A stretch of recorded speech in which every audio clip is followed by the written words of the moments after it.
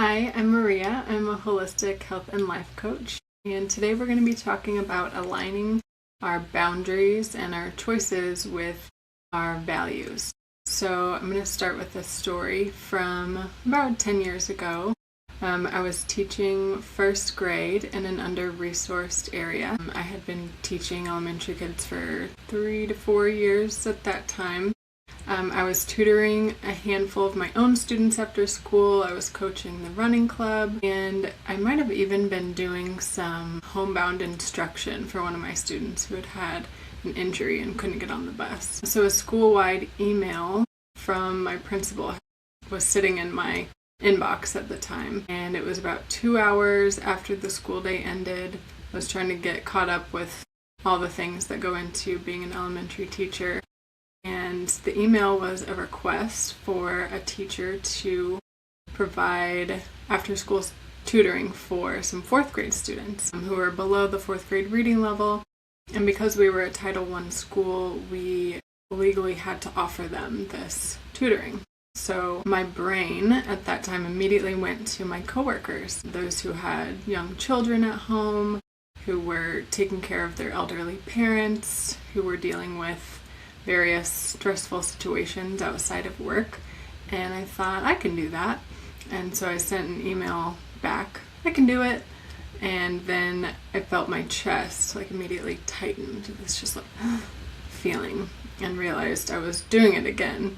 I had thought about everyone else but forgot to think of myself. I forgot about checking in with my very new at the time value of work-life balance and not taking on too much outside of the workday. And so at the time I had said I'm not going to do any more than 2 after-school activities so I could take care of myself and show up at my best every day for my students and for myself. So about 10 minutes later, I wrote an email back to my principal explaining just I'm trying very messily to have better work-life balance so I can take care of myself and show up at my best every day. And thank you in advance for understanding. Luckily, I had a wonderful principal at the time who completely supported this, and unfortunately not all choices or boundaries are met with this luxury. So I was still very early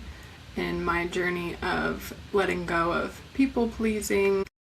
I don't think I'd even learned about codependency at the time, but I'm definitely recovering from high functioning codependency, if anybody can relate to that, and just this kind of running on external validation. But this act of saying no gave me such a boost of self-trust and just this feeling of that I still remember that feeling in my body, of noticing that feeling and not overriding it, but getting curious about it and listening to it was such a win. And then following through on that was such a huge step for me at the time. And so I had placed this self-boundary of no more than 2 after-school activities, and I held to it.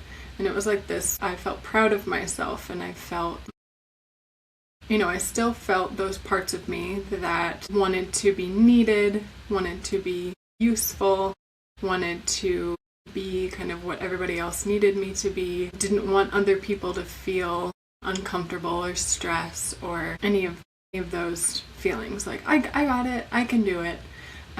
So many of us have that kind of auto yes tendency. And so how can we stop that or start to disconnect from that a little bit and put in place that alignment of our values? So first we can get clear on what our values are.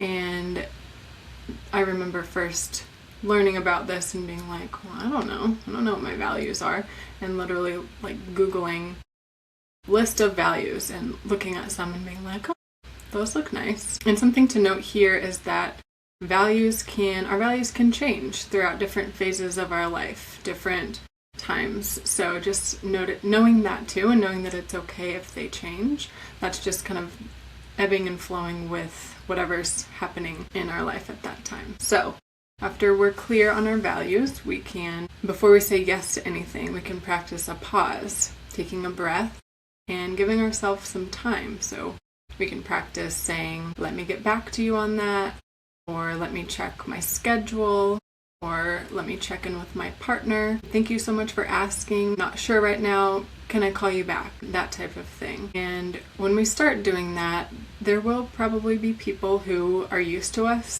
saying yes to all their requests that might feel uncomfortable with this, and that's okay. And a huge part of this is being able to hold that discomfort and follow through instead of being like, actually, no, it's fine. I can do it. So once we have that pause, we can then check in with ourselves. We can ask questions such as, do I have time for this? Do I have the capacity for this? Would saying yes be in alignment with my values in this area? Do I even want to do this? And then what positive ripple effect might saying no have on other people or other parts of my life? So, for example, saying no to this request allowed me more time to do things after work that replenished me, and such as visiting my favorite nature trails. That definitely replenishes me, allows me to move my body and release any stress that had accumulated throughout the day. So kind of knowing, if I say no to this, what am I saying yes to? I'd love to hear from you in the comments. Any thoughts, questions, fears, or stories of your own are welcome. And if you would like more support in reassuring that part of you that might be scared to say no or disappoint others, you can check out my meditations on my YouTube channel and on Insight Timer. Thank you so much for being here. Sending so much love. Take such good care.